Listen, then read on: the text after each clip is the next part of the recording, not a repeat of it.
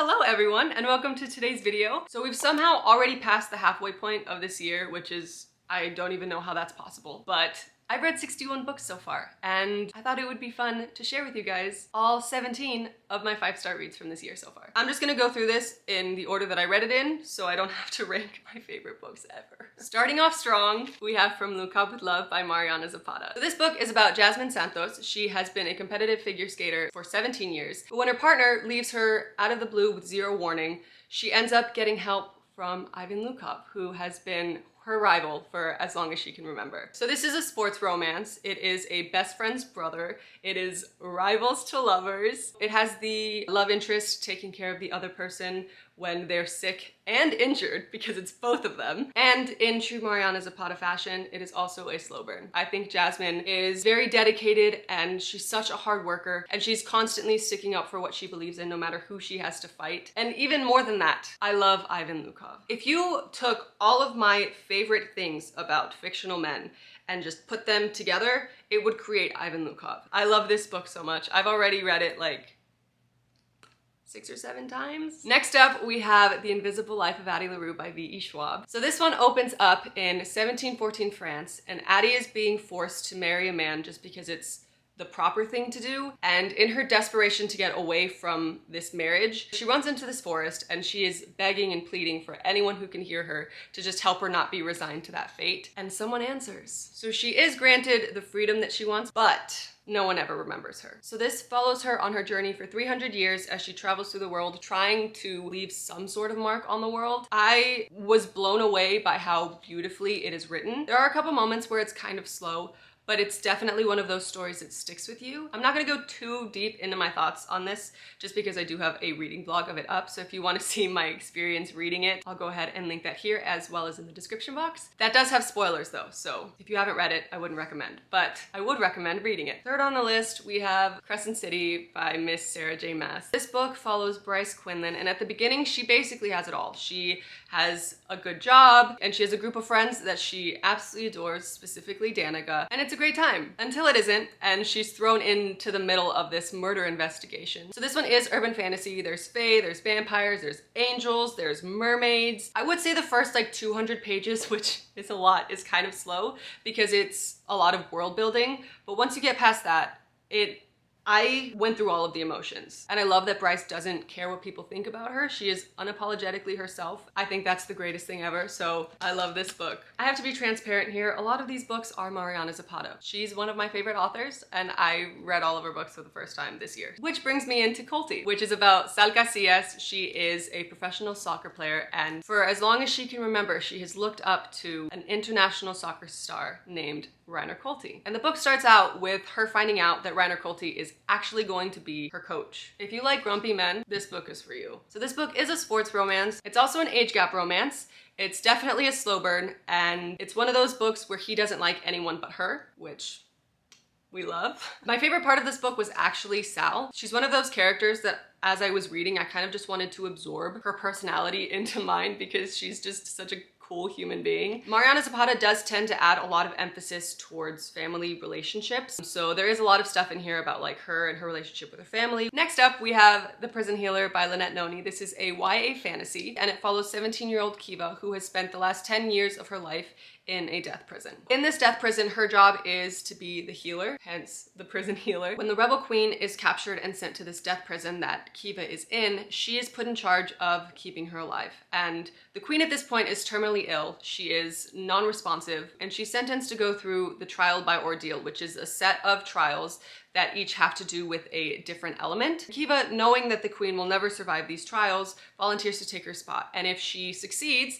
then her and the queen will be granted their freedom, but no one's ever actually survived all 4 of the trials. This book was really fun. It definitely gave me kind of like Hunger Games / ACOTAR vibes at different points. There are a couple of really good plot twists, and I love the side characters in this book. I was rooting for every single one of them. And this is the first book in a finished trilogy. On to Mariana Zapata book number 3, we have All Roads Lead Here. This one follows Aurora, who, following her divorce, goes back to a small town in Colorado where she essentially grew up. Along the way of her trying to find herself again following her divorce, she has a bunch of run-ins with her grumpy landlord, which you know we love. This one is 100% Grumpy Sunshine. It is an age gap romance. There is this single parent trope as well. Out of all of Mariana Zapata's books, I would say that this one probably takes the longest to pick up, which says a lot because slow burn. But once Rhodes is in the story more, it definitely picks up. Rhodes is incredible.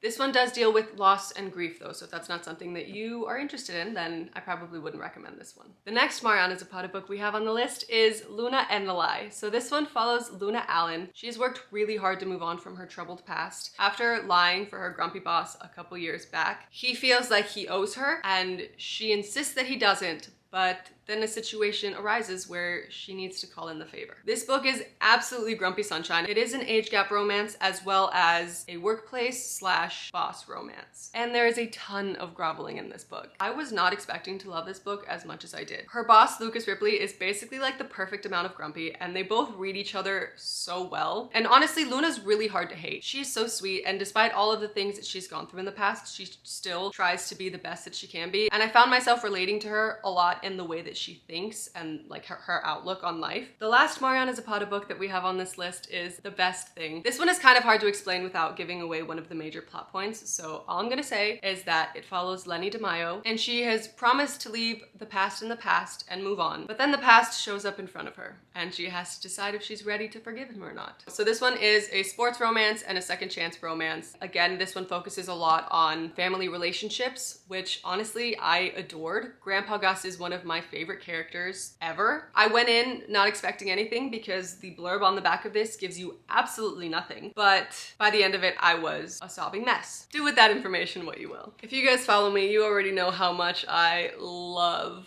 these next 4 books. Heartstopper, volumes 1 through 4. These books follow Charlie, who is a high-strung, openly gay overthinker, and Nick, who is essentially a golden retriever rugby player. They're seated together in class one day, and they end up becoming best friends, and there might be a little bit more. So this story is a lot about love and friendship and self-discovery. They are graphic novels, so they're very quick. It is such a heartwarming and wholesome story, and it makes me so happy to know that kids nowadays will be able to read these stories and be able to see themselves because there is so much representation within them. I love all the characters in this, but I absolutely adore Nick's mom because she is so supportive and she just gives so many nuggets of wisdom. I will recommend these until the day that I die. Next up, we have Hook, Line, and Sinker by Tessa Bailey. This one follows Fox and Hannah. Fox is a notorious flirt who's known for getting pretty much anyone he wants, and Hannah seems to be the only one who is immune to his charms. So both of them showed up for the first time in It Happened One Summer, so if you haven't read that, I would recommend reading that one first. You get to see their friendship begin in that book, but in this one you see their friendship grow. Hannah ends up having to come back to town for work, and she ends up staying in Fox's guest bedroom. So then their friendship is tested, and you know how it is. So this one is a friends to lovers. It is reformed Playboy. It is dual POV, which you know we love. I particularly loved the character development for both of them. That was really fun to read about, and I love them both. Another one of my absolute favorite authors of all time, we have Emily Henry. Book Lovers specifically follows Nora, and Nora's whole life is books, but she is very aware of the fact that she is not the typical heroine in a romance novel. In fact, she is the cutthroat businesswoman living in New York that all of the heroes in said romance novels tend to dump once they meet the love of their life in some small town. Wanting her sister to see herself as the main character for once, Libby convinces Nora to go to Sunshine Falls and has this list of things for her to do to become the main character. But Nora finds herself continuously running into Charlie Lastra, who is an editor that she knew from New York and she does not get along with. Emily Henry honestly just has such a way with words, and I love the way things played out in this story. I loved seeing the dynamic between the two sisters, and Nora is such a hard worker and she's so good at what she does. I respect the hell out of her, and I also love Charlie. He has so many quotes in here that are just swoon-worthy. This book was so good, in fact, that I was terrified I was gonna fall into a reading slump after finishing it. Instead, I ended up reading People We Meet on Vacation for the first time. This book has been out for about a year. I'm pretty sure it came out last summer, and I am kicking myself for not reading it sooner. So People We Meet on Vacation follows Poppy and Alex, who are complete opposites. But after taking a road trip together in college, they are the best of friends, and every year for 10 years they have taken a week-long vacation during the summer together. Until 2 years ago when something went wrong and they haven't spoken since. In an attempt to pull herself out of this rut that she finds herself in, Poppy reaches out to Alex to try and convince him to take one last trip together.